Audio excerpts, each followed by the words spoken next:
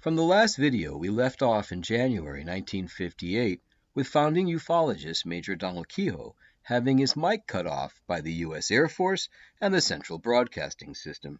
Here's that audio for quick review.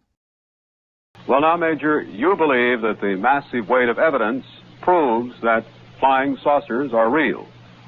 The committee and I, we believe it absolutely. It is the belief of our committee, and this belief is substantiated by many scientists and experts in the field, that the public should be given all official information relative to UFOs. And now, Mr. Edwards, I would like to make a disclosure, something which has never been revealed to the public. For the last 6 months, our committee has been working with a Senate committee which is investigating official secrecy on UFOs. If the hearings are held, open hearings, I feel it will prove beyond doubt that the flying saucers are real.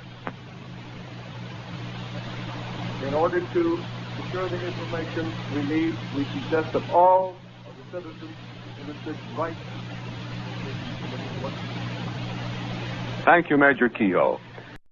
45 days later, on the 8th of March, 1958, Major Keyhoe is provided the opportunity to explain this, first to Mike Wallace, and then to W.O.R. radio personality Long John Nebel on the 10th.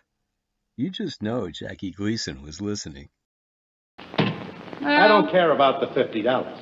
I just want to teach Norton a lesson. I want you tomorrow night. I think the biggest story in the world is flying saucers. You make the charge that the United States government is withholding from the people of the United States certain very important information. Why? What would their motive be for withholding that kind of information from us?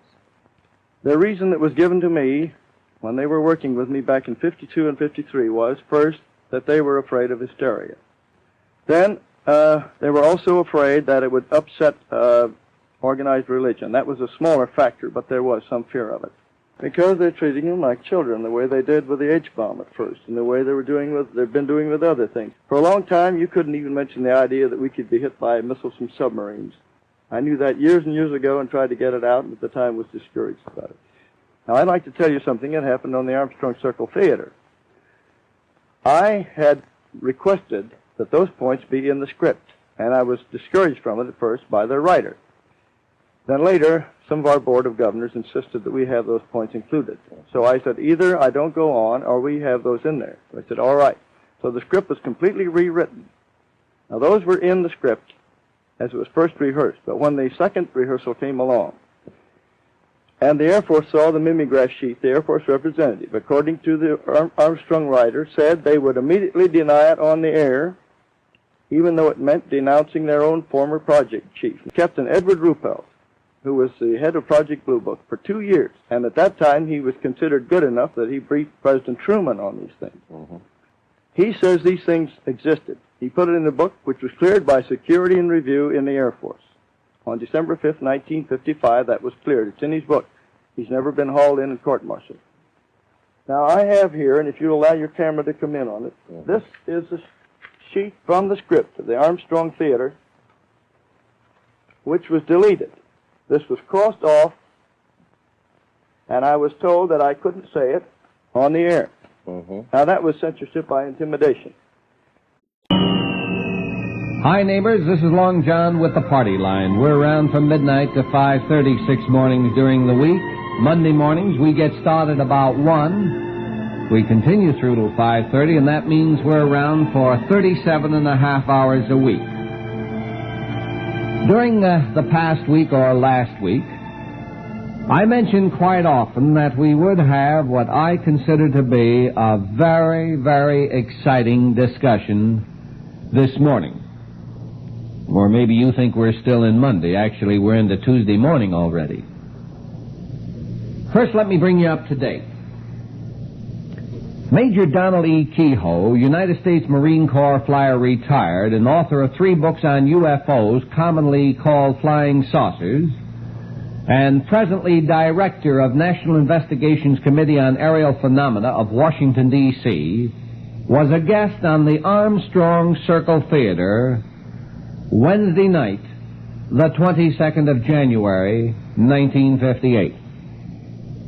If you've been listening to the party line, you certainly remember that we discussed that particular telecast. We spent a lot of time on it.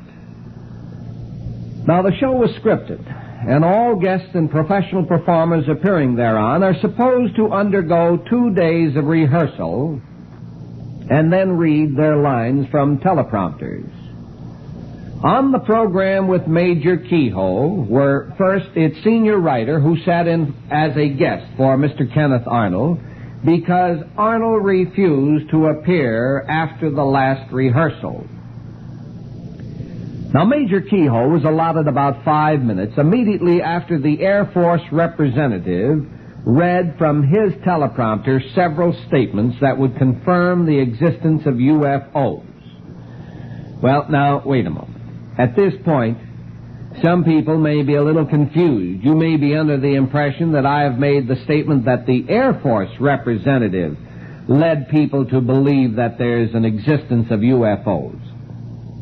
Actually, it was Major Keyhoe's opinion. In fact, I think that he implied that these UFOs are coming from outside this Earth.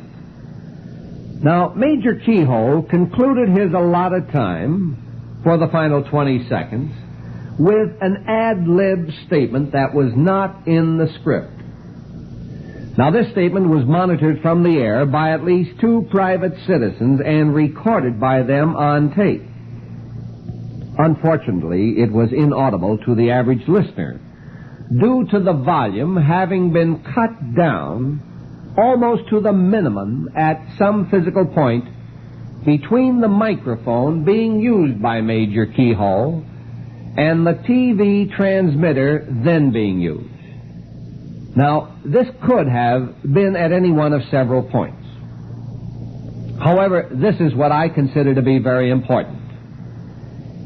Keyhoe's statement, which faded at the 13th word, was finally cut off. Now, this is quite different technically from a fade. Actually, it was cut off 2 words before the end.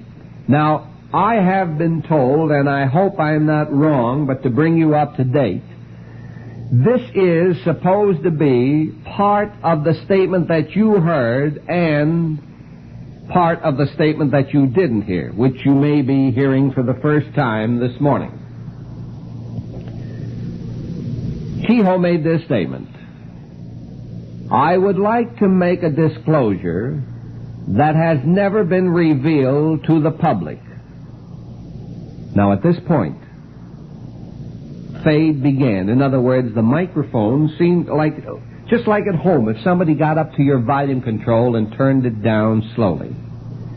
Now, according to 2 private citizens, possibly many more, but 2 of them that knew enough how to record this, even at that low volume, told me that this was the balance of the statement. I will read it for you. For the last 6 months, our committee has been working with a Senate committee which is investigating UFOs. If the hearings are held in open hearing, I feel it will prove beyond doubt that the flying saucers are real. In order to secure the information we need, we suggest that all of the citizens write to, and at this point, there was a true cut. There was absolutely no sound. Now, according to a lip reader that contacted me, I've been told that the last 2 words were, your congressman.